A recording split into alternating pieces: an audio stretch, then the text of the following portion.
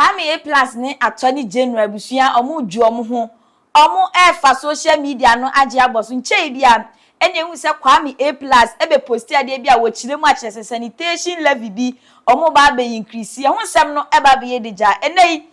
Attorney General Dominic Ayinu ebusua ora be press conference edi eyi ne ho ano se Kwame A+ eye be ma wo mra bonten emra mekasa ha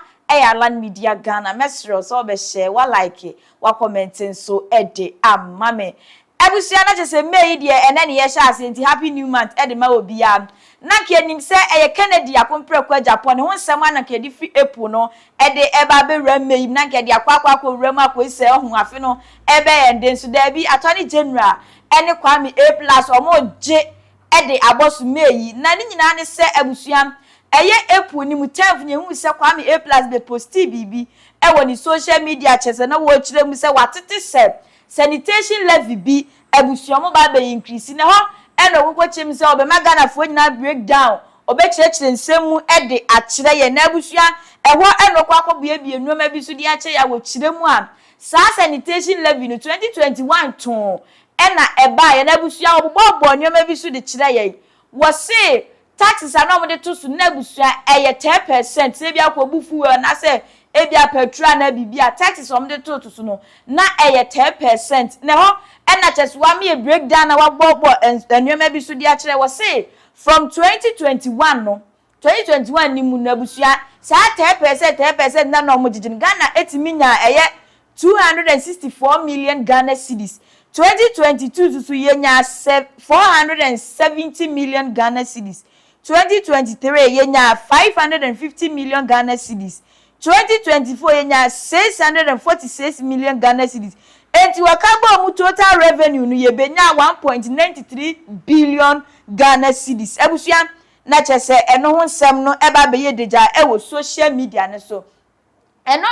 ada Attorney General waba be press conference bi abusua wodi nsem bi aba be tudwa ene wo kirem se Kwame A+ nsem a wo kan die ene hu benya se obeba abonten no waba be dai aba be kana afen so NSS fo hu sika bi a wo kase wanhwe yanko obedudwam ede agu Attorney General ni ma se esanse wo no wo ye corrupt na abusua eno so Attorney General kirem asa MP na yesi wotua NSS for eka se de be ya sanse ni nyatu obetwa no eno so eye hwan abusua ye monwram Attorney General na so ye another press conference or ye ensem bia o kan ye edifa Kwame A+ ho. I have never stolen before in my life and have never received a bribe in public office. All those who have dealt with me know this for a fact, and the president would not have appointed me his Attorney General if he had questions about my personal integrity. That is why it came to me as a big surprise when the honorable member for Gomoa Central, the Honorable Kwame Asare Obeng, aka A+, took to social media to make spurious allegations against me, calling me corrupt and a thief. Besides the name calling, the Facebook post in its totality was a palpable falsehood. I was never involved in the passage of the sanitation levy, as I was not a member of the Finance Committee of Parliament, let alone to be in a position to influence the composition of the membership of the committee. And I have the Hansard as documentary support for what I'm saying. I have the votes and proceedings of Parliament. Unfortunately, I left them in the office. I think I have them here. Yes.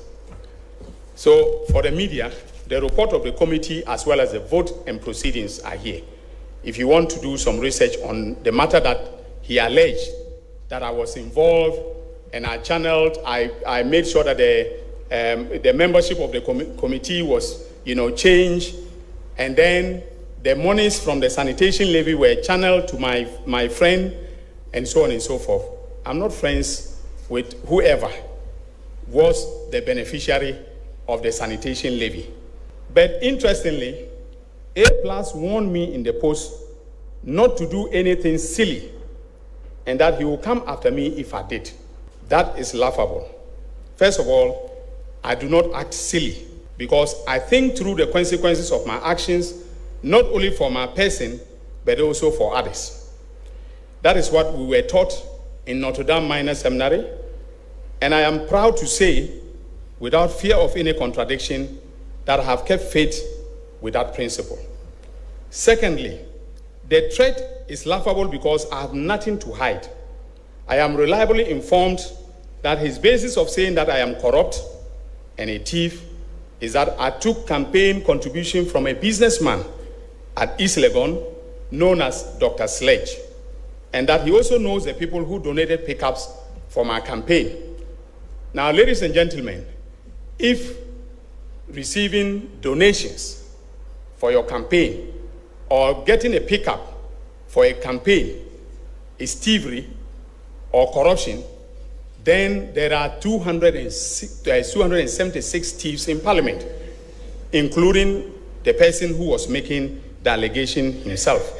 So, ladies and gentlemen, if A+ has any evidence of corruption or thievery against me, I am challenging him today to call a press conference and present the evidence or present it to the police to investigate me. In contrast, the media should ask him about the silly thing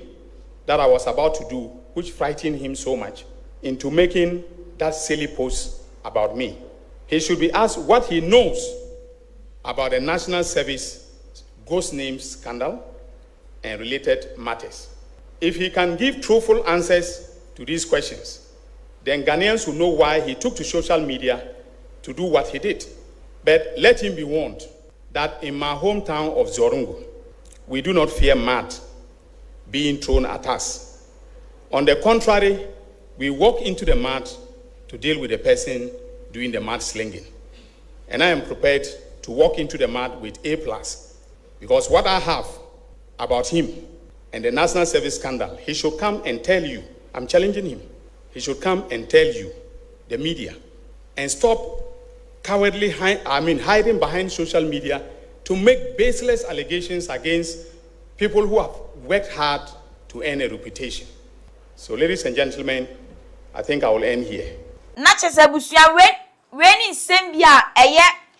Attorney General de babetu dwa enrada nachese kwame A+ pa omra bonte nachese busia omra meyi ni mu anu na ready asem o kane de nachese ni yesi ready akutia owe wonim ni wura nachese MP kro na wotua NSS wotua ne ka se won ma asem no MP na busia ene ne eye kwame A+ nachese sa asem wie ni babetu abonte na pe ena kwame A+ susu ko ni social and Facebook social media handles no so ekoko posti bibi wonu a wono so abusua we de edidi atempa kwame A+ abusua street boy na street guy na say wo ram anase amafo nsem bi omo ka se wonya obesan e de free NDC ku onim na abusua eno ena say wo ye anase say anafe no wonu ni ho se oba be ye eye MP anase say na say eno posti to eye Facebook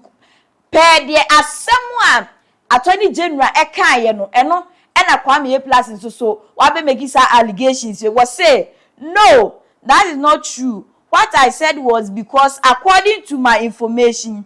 went to beg for 500,000 Ghana cedis that you were going to use it to bribe the appointment committee of parliament.